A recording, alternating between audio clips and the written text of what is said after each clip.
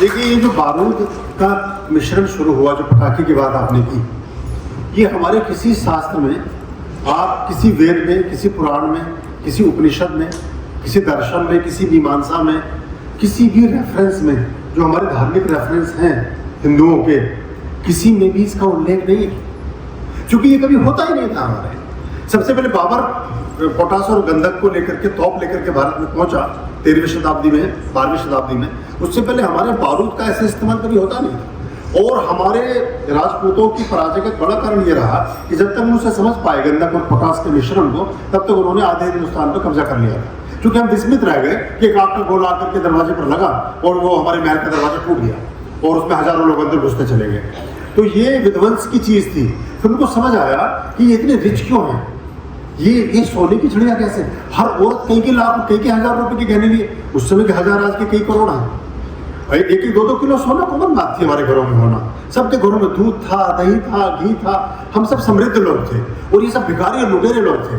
तो ये देख करके चौंके कि इनके पास ऐसी क्या विद्या है कि ये सारे लोग खुशहाल हैं, ये भगवान के भजन गा रहे हैं, ये हवन कर रहे हैं, ये पेड़ को भी दूध चढ़ा रहे हैं, हमें पीने को नहीं मिल रहा, ये गाय को भी रोटी खिला रहे हैं, हमें खुद को खाने को नहीं मिल रही। तो इस बात को देख करके वो विस्मित रह गए, क्योंकि पूरा यूरोप और पूरा जो पश्चिम का जो विकास है वो 300-400 साल का इतिहास है। और जब भारत में आए तो उनकी आंखें खुली, विज्ञान पता चला, ज्ञान पता चला। तब उन्होंने 16वीं शताब्दी से पहले कोई आविष्कार क्यों नहीं है, 16वीं शताब्दी से पहले कोई पुस्तक क्यों नहीं है, 16वीं शताब्दी से पहले कोई उनके यहाँ मंदिर, चर्च, कुछ भी नहीं, कुछ भी नहीं।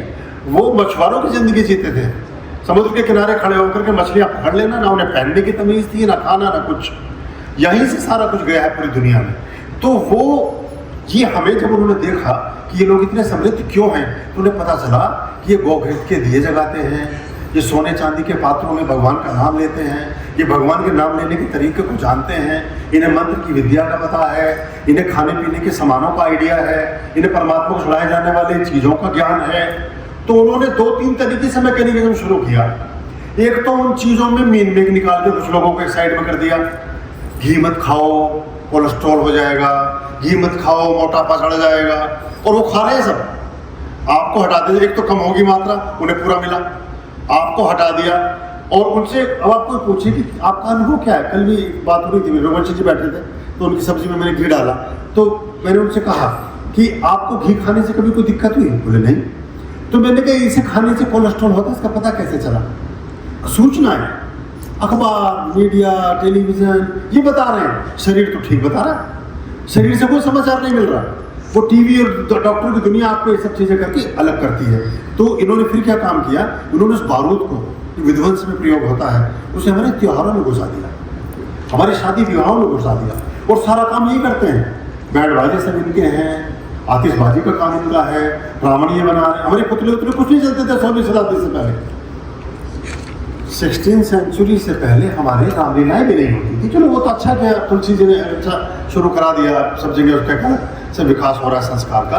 पर हमारे यहाँ क्योंकि रामचरितमानस की रचना ही 16वीं शताब्दी में हुई, बजरंग बाण, हनुमान चालीसा सब 16th सेंचुरी, तो उससे पहले तो कुछ था नहीं। तो ये सारा एक तो बिजनेस कैप्चर कर लिया।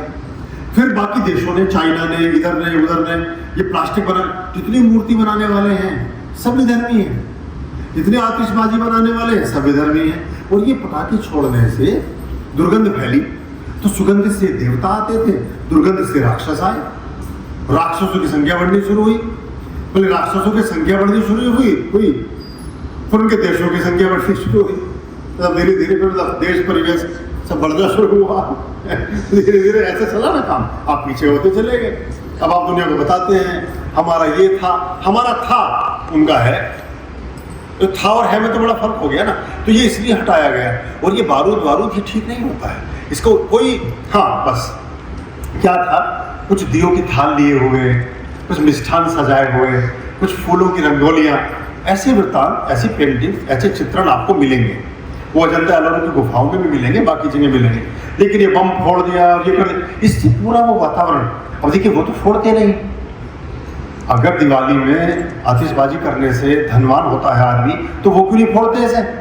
वो आपके एक तो धनवान को कई तरह से 4-5 तरीके से काम उन्होंने किया और वो सक्सेस रहे उसको। एक तो उसे दूषित कर दिया त्योहार को, बच्चों को दूसरे काम में लगा दिया, जितनी देर बैठ के वो पुष्पार्चन और हवन करते हैं उतनी देर में वो बाहर जो है दुर्गंध फैला रहे हैं। तो जो दिव्य ऊर्जाएं आपके आसपास आने वाली थी वो सब दूसरे रास्ते से निकल गई, क्योंकि उस पर अट्रैक्ट नहीं होंगी। दुर्गंध पर, बुरी चीजों पर, बुरी आत्माएं, बुरी एनर्जी ही आकर्षित होती है। शुद्धतम चीजों पर शुद्ध चीज आकर्षित होती है। उनके यहाँ कोई पुष्प नहीं, कोई फूल नहीं होता मिडिल ईस्ट में, कभी यूरोप में भी नहीं होता, बर्फीले देशों में भी नहीं होता। वो इतना फ्रेग्रेंस यूज कर रहे हैं। सबसे बढ़िया जो परफ्यूम है वो फ्रांस में बन रहा है। उन्हें खुशबू का कोई एबीसीडी नहीं जानते। हो खुशबू हमारे यहाँ से गई, फूल हमारे यहाँ होते थे, वैलीज हमारे यहाँ थी, सब उन्होंने धीरे धीरे धीरे धीरे सब कैप्चर कर लिया। और वो देखिए कोई भी परफ्यूम और एक तरफ सब वहीं से आते हैं और बाहर से आते हैं। पूरा मिडिल ईस्ट उसको, क्योंकि खुशबुएं और रूहें यूज करने से सकारात्मक ऊर्जाएं आपके पास आती हैं और आपकी तरफ अट्रैक्ट होती है, फिर आपके जीवन का हिस्सा बनती है। आप प्रॉस्पर होते जाते हैं, बढ़ते जाते हैं।